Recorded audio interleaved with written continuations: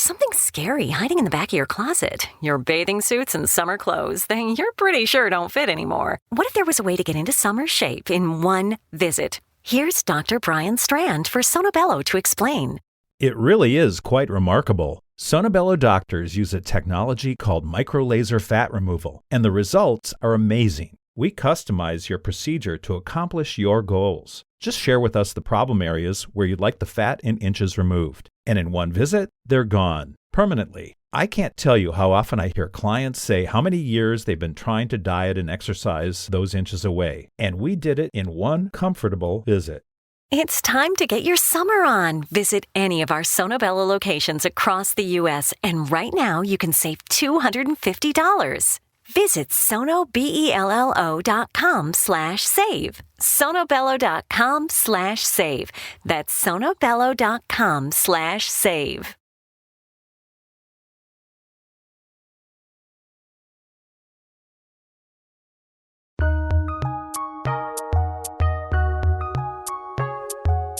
Welcome to the Fantasy NBA Today podcast.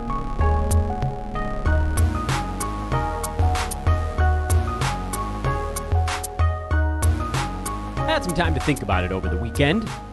Ultimately, I didn't really think about it over the weekend, but I did have time to, had I wanted to. And instead, I pretty much thought about it this morning, which you guys can all give me that. It's the off season after all, so I'll try to take the weekends to think about something besides upcoming schedule for fantasy basketball podcast. But after thinking about it this morning, for about, I don't know, 10 minutes? That seems reasonable, right? I've decided that I'm going to run behind the guys over on the Fantasy Pass side. You probably have no idea what I'm talking about. I guess if you listen to the Friday show, you might remember this discussion, but what's happening right now is we're working our way through team reviews here on the podcast, and the amazing writers over at Sports Ethos are working through the same, not the same, but similar theme, also doing team reviews. Theirs are more in-depth than mine. I actually provide numbers to back up claims. I'm just over here yelling about stuff. But they are dropping stuff on the weekends as well. They've got 7 days a week of these team review shows, whereas I'm only doing 5 shows a week. There's no chance I'm doing 7 days a week in the off season. I did it leading up to opening night this last season. I thought it'd be kind of a nice bonus as we felt like we were coming out of the pandemic, and then slapped across the face with that one. Probably not going to do that again, by the way. I have a lot of shows leading up to the season. There's a lot of content to put out there, so maybe I won't take it off the table, but I'm certainly not doing it now. This is a time of year where most of you don't even really care that much about basketball anyway. Those of you that are listening are the true insanos, and I love you for it, but you're crazy people. Anyway, the point I'm trying to make here is rather than skip over 2 teams and then come back, which was the alternative, meaning like I would stay right on pace with the Fantasy Pass articles, even though they did 2 shows over the weekend, I would sync up with them here on Monday. I'm going to run behind. It doesn't make sense for me to jump over 2 teams every 7 days, every 5 days, then jump 2 teams, and then come back and do it at the end when I don't know what they're going to be working on. Probably NBA draft stuff would be the next thing for the Fantasy Pass subscribers, which, by the way, you guys should still have that. It's really good in the offseason. There's really cool stuff in there. So, to that end, welcome to the show, everybody. It's Fantasy NBA Today. I'm Dan Bespers. Thank you again to everybody that continues to listen here during the offseason. We are way out in front of any other off-season month when there's really nothing going on.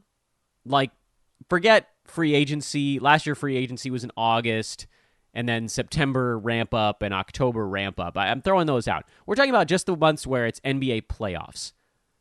We're way out in front. Actually, as of yesterday, we passed, so that would have been the 22nd of May, we passed the off-season playoff months from last year, which was June and July.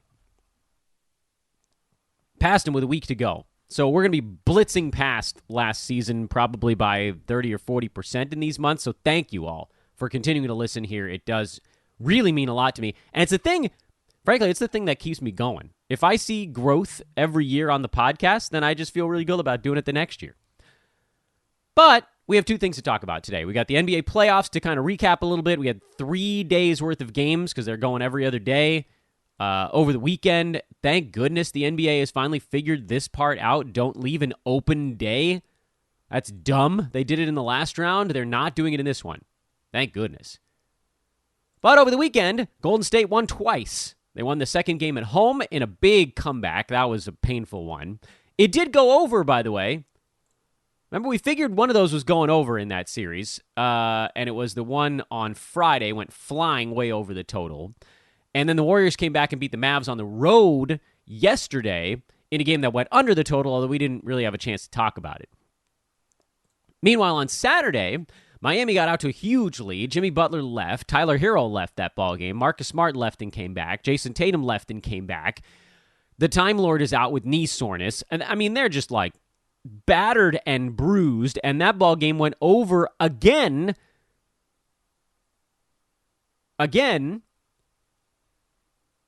Although, despite the fact that Boston had 23 turnovers, it was a very low-scoring fourth quarter, and then Boston went into foul mode late. That game was actually at 190 with about 2 minutes to go, and I think there were like 20 points scored in the last 2 minutes because it was foul, bucket, foul, bucket, foul, bucket. Nobody stopped anyone, and they just went back and forth like that.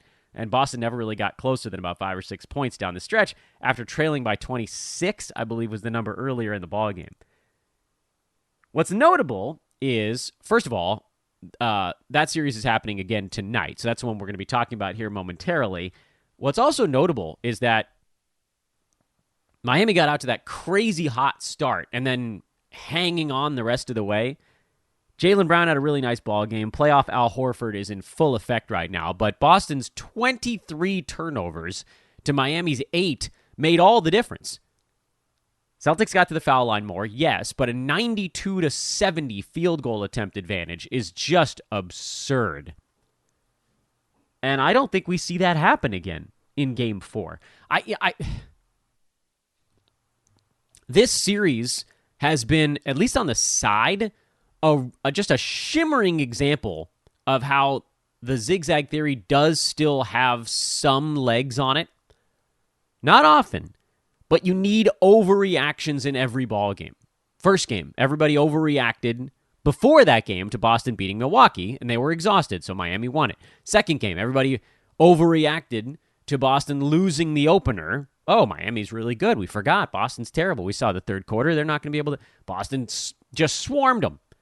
And then we overreacted to that one. Boston beat Miami by 25 on the road. Clearly, they're not going to lose another game the rest of the way. And then Miami won on the road. And now it's, can Boston ever figure out the turnover thing? If you're wondering, Boston was favored by 6 in that last ball game. They're favored by 7 in this one. And it might be the Tyler Hero thing, but at the same time, it's basically odds makers saying, we thought we had the number right, and we're not going to screw with it because we're getting the money coming in the way we want it. Boston's going to be coming back in this ball game. There's going to be extra money, presumably, on the Celtics because there's an expectation not going to lose both games at home. And it probably wipes a little bit of the value, if there is any, off of the side. Like, I don't think Miami's going to rest on their laurels here, but I do think Boston is going to have a better game plan offensively to deal with the turnover stuff. They just have to be cleaner. Boston by 7 is a huge number to try to conquer. And a total of 206.5, every single game in this series so far has gone over. I figured the first one would because of tired legs and no defense. And then the second one, Boston just went nuts. 23 pointers and all those free throws. And the pace was like around 210, 215. So it actually was paced out to go over. And the pace on the last ball game was actually paced out to go over. Miami had about 107 possessions. Boston had about 108. I don't see a thing yet that's making me change. I thought game 2 would go under. Once that one missed, figured Boston was going to cover and it was going to go under. So we went 50-50 on that one. I don't even think did we talk about game 3? We didn't talk much about it. I think I figured there was a point at which something was going under. I mean, really, like, we're getting a whole lot of propped up number value. At some point, defense is going to happen on both sides. And the game's going to slow down a little bit. And is it now because Tyler Herro's out? But, you know, he missed half of the last ball game. Miami just got off to that crazy start, and there was sort of no stopping them from hitting what they needed to on the total side. I do have to lean to the under again. I think we're kind of in the market for one at this point. But the pace of the games hasn't dictated it yet. We need a bad shooting night to get there. So from a speed perspective, it's not a good play. From a will the series slow down standpoint, yeah, it might be. You know, we might be creating an under bubble here. But I think forcing an under bet is kind of getting out in front of our skis a tad. Getting out on top of them. Boston favored by 7. As I mentioned, I'm probably leaving that side alone. That's a very large number to cover. They're going to play better. No mistake about that, but we might finally get... I guess that last ball game did get close with about 5 minutes left, and then Max Strus hit a couple of big shots, and Miami held them off. We're going to get a good ball game here, coming up at some point. It's happening. I can feel it. Hey, folks. Dan here. And a reminder, if you look for it, every day is a cause for celebration. You can celebrate a friend for their promotion, their wedding, they had a baby, or some, life thing. You can celebrate yourself for getting your back to finally crack. It's no easy feat, especially if you got an old back. Or maybe you just want to celebrate living in the year 2022 where you can get beer, wine, and spirits delivered from Drizzly in under 60 minutes without leaving your couch. Right now, Drizzly is giving all new customers $5 off their first order with code FAST5. So download the Drizzly app or go to drizzly.com. That's DRIZLY.com. And use the promo code FAST5 for $5 off your first order. It's the #1 app for alcohol delivery. $5 off your first order. FAST5, the promo code FAST5 at checkout. Go to drizzly.com or download the app today. Enjoy the convenience of beer, wine, and spirits straight to your door in under 60 minutes. Underdog Fantasy is the fastest-growing fantasy app and easiest place to play fantasy sports. Just jump on UnderdogFantasy.com or download the app, draft your team, and that's it. And if drafts aren't your thing, they also have a pick'em game where you can win 20 times your money in a single night. Use promo code RADIO, and Underdog will double your first deposit when you sign up with up to $100 in bonus cash. Deposit $100, get $100 free. That's promo code RADIO. Terms and conditions apply. By the way, you can follow me on Twitter at Dan Besbris. I don't think there's anybody new here listening in the offseason, but should you find yourself sort of fumbling around with basketball withdrawals and thinking I want to hear about fantasy and betting even though it's the playoffs, hey, hi, welcome. This is also a Sports Ethos presentation at sportsethos.com. Shout out once again to our buddies over on the baseball and football side. I love how hard those guys are working. I truly can't, man, shout out to both of those dudes, Joe and JP. They are busting their humps to try to get you guys content. For football, we're still a couple months out, but it's there. So please do follow at Ethos Fantasy FB for football and BB for baseball. Ethos Fantasy BB, Ethos Fantasy FB. I'll blow you a kiss. I'm going to keep yelling at you until you do it, too. So might as well do it sooner. Detroit Pistons, the team du jour. Such fun. I know you guys are really excited about this one. Detroit didn't have a whole lot of fantasy value this year, but there was some. It wasn't an overwhelming team. I think the ones that we get excited about are the teams that have some top 50 guys, and there are some teams where there are a few of those. But compared to a couple of the clubs we've talked about already, Detroit was a relative gold mine. Sadiq Bay played in all 82 games this year, and he was number 96 on a per-game basis. So by totals, He actually ended up as a really strong head-to-head play, number 58. By totals, he was the only Piston inside the top 120. Cade Cunningham was 121. He played 64 out of 82 games at a top 90 clip. Luckily for Cade, everybody missed 15 games this year, so he was only like 3 games back of the league average in games missed. So it didn't hurt him that much, but it did hurt him a little. Because you move a lot of slots in that 75 to 150 range just from 1 or 2 games. He plays an extra 2 or 3 games, he jumps from 120 to 90. And that's how far you go there by totals. But we should concern ourselves more with per-game stuff, and also with what the future might hold for a team like the Pistons. For one, we know they're building around Cade Cunningham. There's no question. He's pretty much the only guy on contract through the next 2 years. It'll be longer than that. They've got him next year, a couple of team options, and then a restricted, or, yeah, he'd be a restricted free agent like 2025 or something like that. But when you look at next year, first of all, Blake Griffin's money finally comes off the books. They had to buy him out, and he ended up in Brooklyn. We saw that. That was some time ago, but they were still on the hook for some of it. Detroit's payroll is very low for this coming season, and it's barely in existence for the year after that. Their current payroll for this coming year, which, by the way, does not yet include whatever they're going to do with Marvin Bagley, Corey Joseph's player option, and a couple of team options on guys like Hamidou Diallo and Frank Jackson and Luka Garza, it's currently at $76 million. That's really low. Jeremy Grant is set to make 21. He, by the way, expiring contract. Kelly Olynyk, 13 mil, not an expiring contract. Still the deal that makes the least amount of sense to me for a guy that they didn't really end up wanting to play. They gave him 3 years. Why didn't you... Anyway, I yell too much about it, but that's what got me fooled going into this last season. I figured, all right, they're going to give him 3 years. They're not just going to sit on him.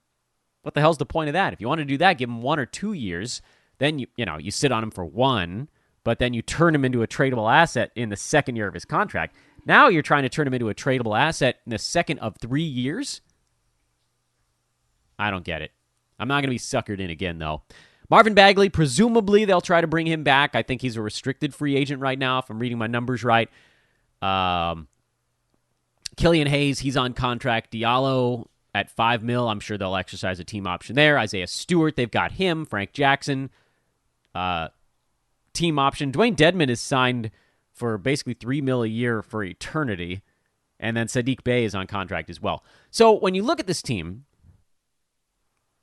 the first thing I look at is the coming season going to be a winning effort?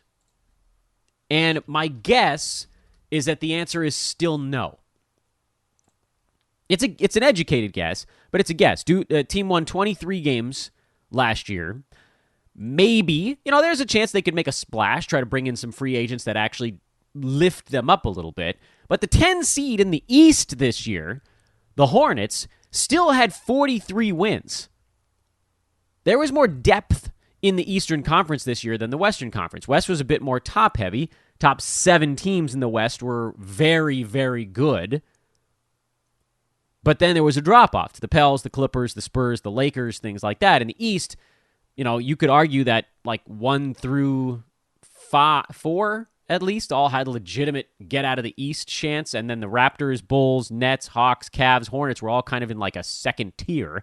In the West, it was like, okay, Suns, Warriors were probably your top guys. Mavs upset the Suns. They were with the Grizzlies and the Jazz in the next tier.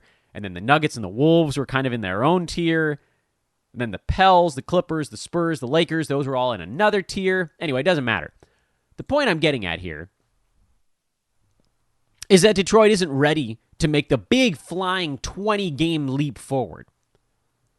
Sure, they might try to win some games early in the season next year, but Jeremy Grant is going to be hard on the block. If Corey Joseph exercises his player option to come back, he'll be on the block. I don't know what the hell the deal is with Marvin Bagley. Kelly Olynyk will be on the block, but moving a guy with another year on his contract is not as easy. and probably something that we should have considered leading up to the trade deadline this year. How do you move a guy who's in the first of a 3-year deal? Somebody really needs to want that player, and similarly, although not quite as severe, with 2 years. But just from the Jeremy Grant perspective, if he's the guy, he and Cade really are the guys that you're expecting to get your team into position to maybe win some ball games, and Jeremy Grant's in the last year of his deal, don't you think it makes more sense for Detroit to move him, try to get a first rounder, something like that coming back? I don't know, maybe you get a young player. I doubt it. Go for picks. And then in 2023, that's when you start to say, all right, it's attack mode time. We'll have Cade in his 3rd season. We'll have whoever they get this year in their 2nd season. Killian Hayes will be in, I guess that would be what, his 4th year by that point? Isaiah Stewart, that'll be his 4th year. Kelly Olynyk will be an expiring, so either they trade him or he's part of a push to actually get towards the playoffs.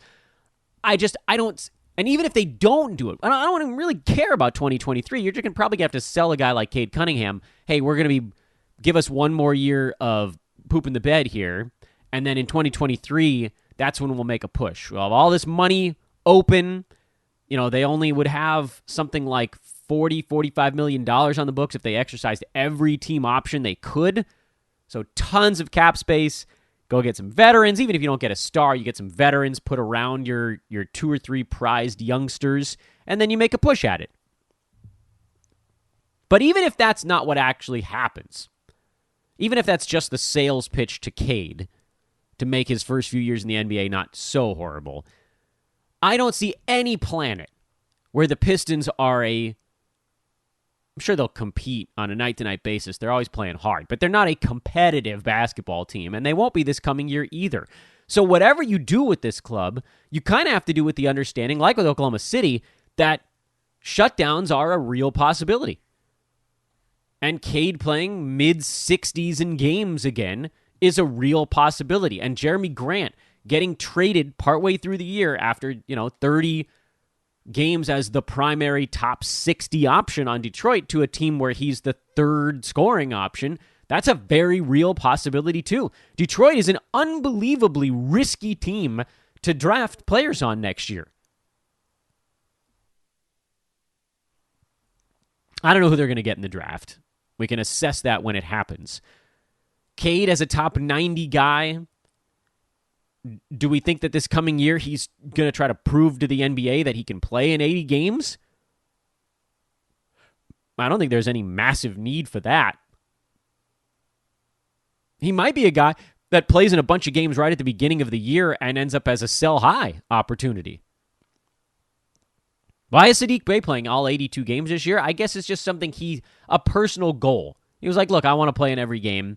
And when he wasn't badly banged up, they were like, fine, we're going to lose whether or not you play, so go ahead. We can't play Cade every game because we'll accidentally win 3 or 4 more, and then our odds won't be as good. We can't play Jeremy Grant more because then we'll accidentally win a few more games, like an actual number you can hold in your hand. I don't know why that would change next year down the stretch. You might see some pre-tanking.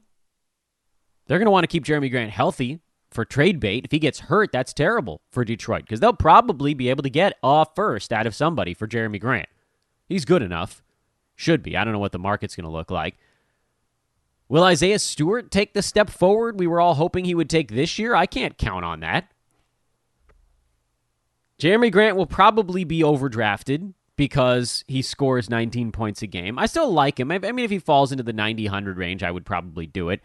Cade will almost definitely be overdrafted because he is an extremely exciting basketball player, and if his field goal percent comes up, then when he's on the floor, he's going to be pretty damn good. He's at 17, 5.5, and 5.5 with 2 threes, 1.9 defensive stats, good free throw numbers. All we need to do is fix the field goal percent, and he rocket boosts from top 90 to top 60 or top 50. That's the easy path there, and with any additional usage, he could go even higher. So there's a really good ceiling for Cade in his second year. durability isn't necessarily part of that equation. So in a really weird twist, for a young player, I'd probably prefer him in a games cap format, because then you at least peel back a little bit of the shutdown fear. Where in head-to-head, yeah, maybe he plays. Like, I'm not saying it's a guarantee he gets shut down. What I am saying is that Detroit is not going to be a playoff team, so there's a distinct fear that they start pulling the plug on dudes. There's also the opposite that could happen, where let's say Jeremy Grant gets moved mid-season, and let's say Corey Joseph comes back and then gets moved mid-season, and all of a sudden Detroit's like, whatever, let him play. And then it's Killian Hayes going 35 minutes and Cade 35 minutes and Bay 35 minutes. It's like, oh, great. And at least two of these three guys are probably going to be inside the top 100 at that point. Which is why I think the upside is probably worth the gamble on the Roto side, depending on where Cade gets drafted. Because he's in that top 90 range. I don't think he falls that far this coming year. He's too exciting. Based on initial projections here, and a lot can change. Detroit could have some moves this offseason. Somebody get traded away. Somebody comes in, whatever. My initial look is that I would expect Cade to bounce up from number 86 in 9-cat to probably something more in between 50 and 70.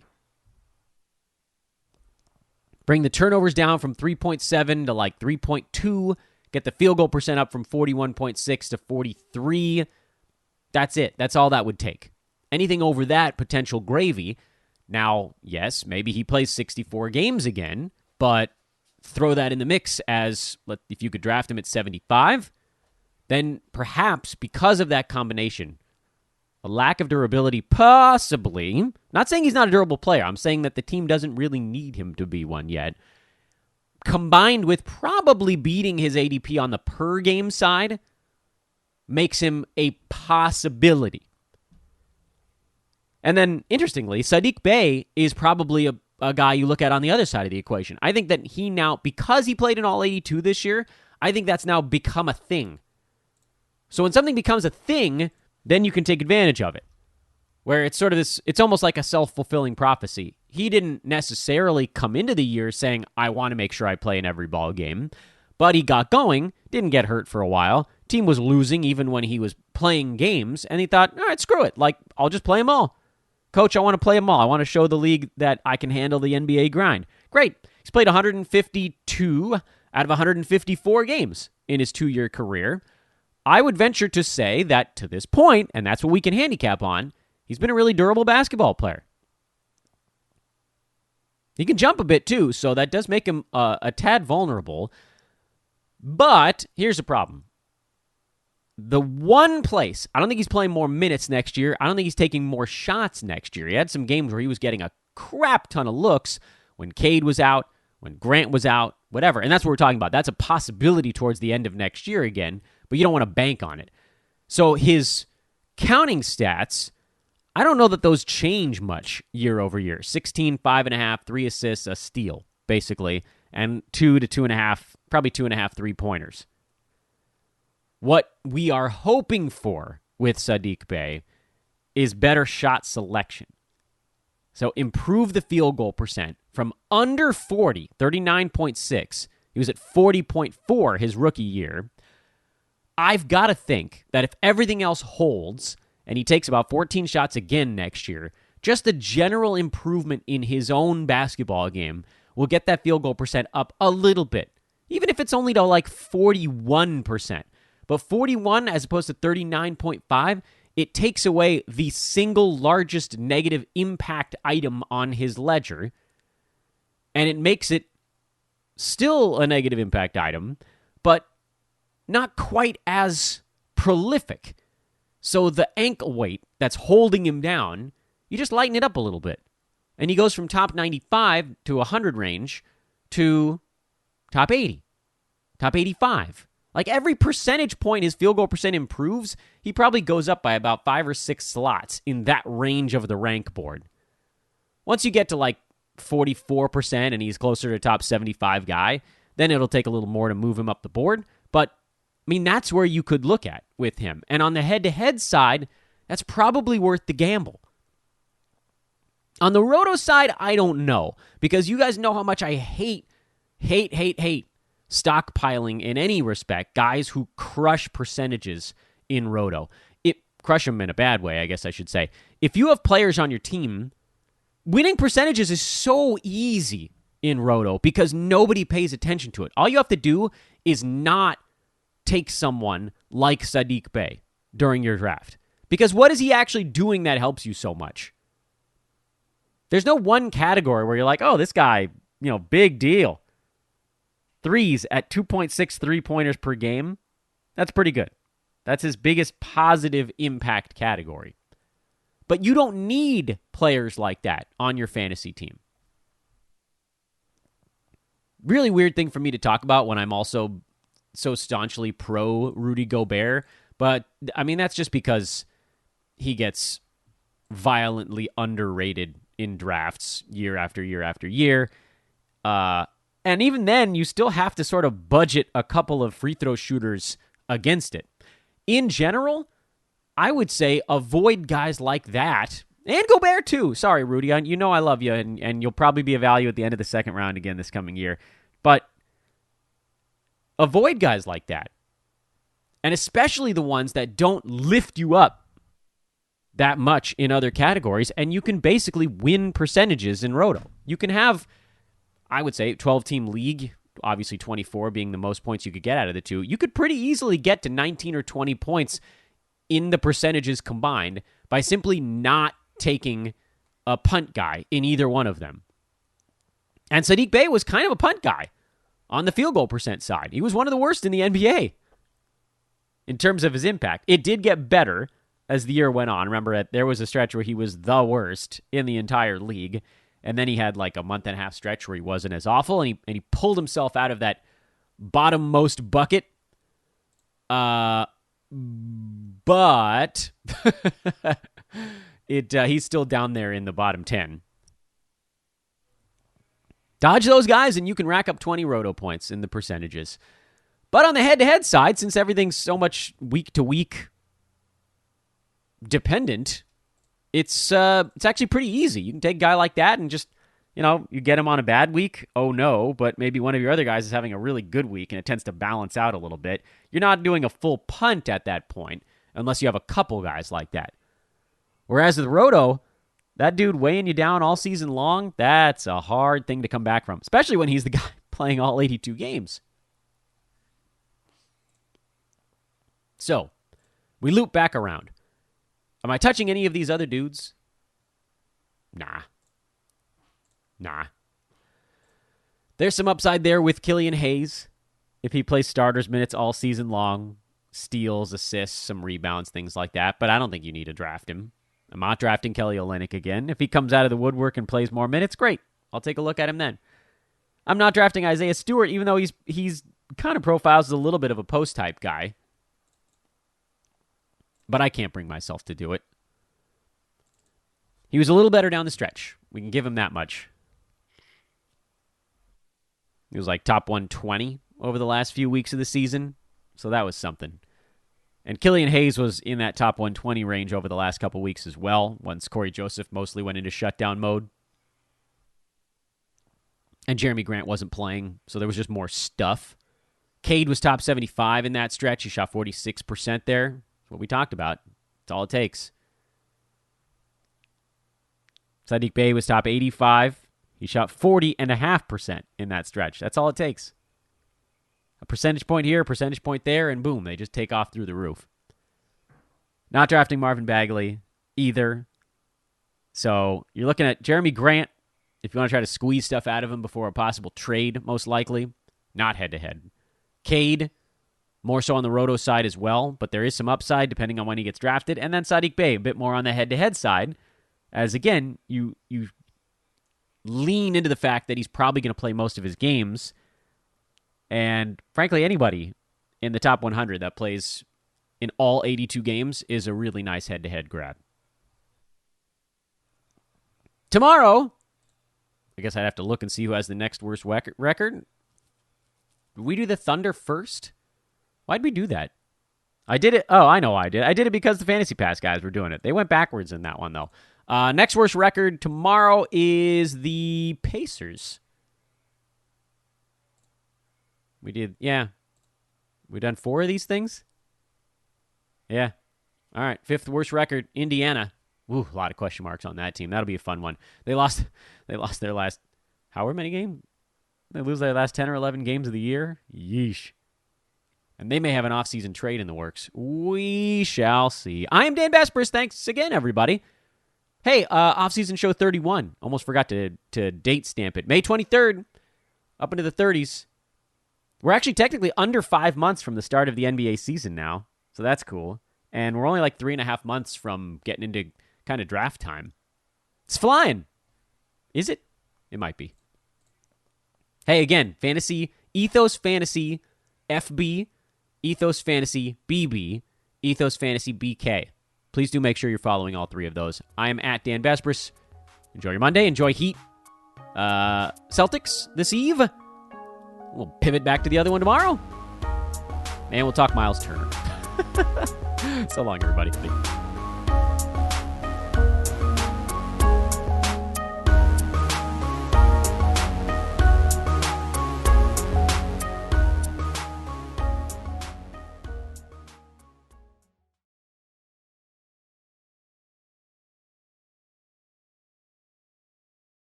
Underdog Fantasy is the fastest-growing fantasy app and easiest place to play fantasy sports. Just jump on UnderdogFantasy.com or download the app, draft your team, and that's it.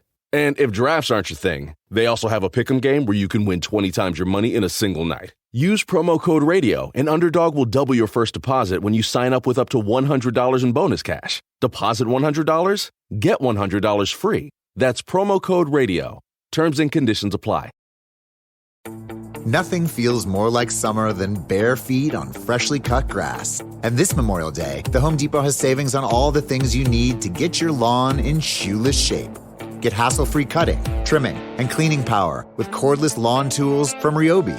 Whatever your lawn needs, we have tools to get the job done that won't leave you tangled up.